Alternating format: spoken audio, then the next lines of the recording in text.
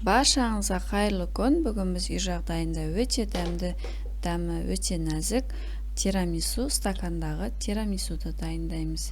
Ең алдымен кофемізге жылы суымызды қосып, кофеміз ерігенше шетке салқындағанша қойып қоямыз. Содан соң біздің жұмыртқамызға 3 жұмыртқаның сарысына қантымызды қосып, водяной баняда біздің қантымыз ерігенше жылдам араластырып тұрамыз. Міндетті түрде араластырып тұрыңыздар, себебі жұмыртқаңыз пісіп кетуі мүмкін. Біздің қантымыз еріген кезде массасының түсі біздің жұмыртқамыздың аппақ болады. Енді 33%-лық сливкиімізді жақсылап қою масса болғанша миксерлейміз. Міне біздің сливкиіміз қою, воздушный болып шықты.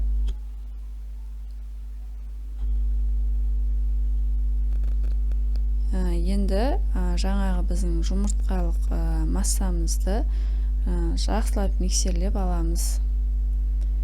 Миксерлеп болғаннан соң кішкене ғана пенка болып ұлғаяды. Содан соң творожный сырымызды қосып, оны да біркелкі болғанша араластырып аламыз.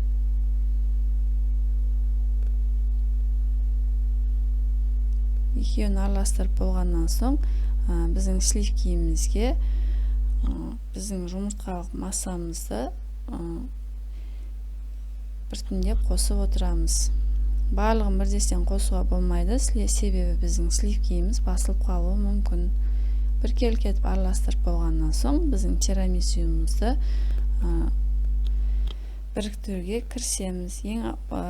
Тирамису стакандар, осындай стакандар пайдаланамыз. Бұл стакандар кез келген кондитерлік дүкендерде сатылады. Ең алдымен стаканымыздың астына кремімізді құйып шығамыз.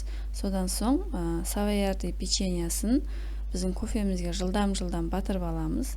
Ұзақ уақыт қалып қалмау қажет, себебі біздің печеньямыз жібіп еріп кетуі мүмкін. Содан соң кез келген джем немесе фрукты пайдалансаңыздар болады. Мен бұл жерде құлпынайдан жасалған джем пайдаландым. Содан соң ерітілген шоколадымызды үстінен құйып шығамыз. Содан соң үстінен кремімізді құйып, солай кезек ретімен құйып шығамыз.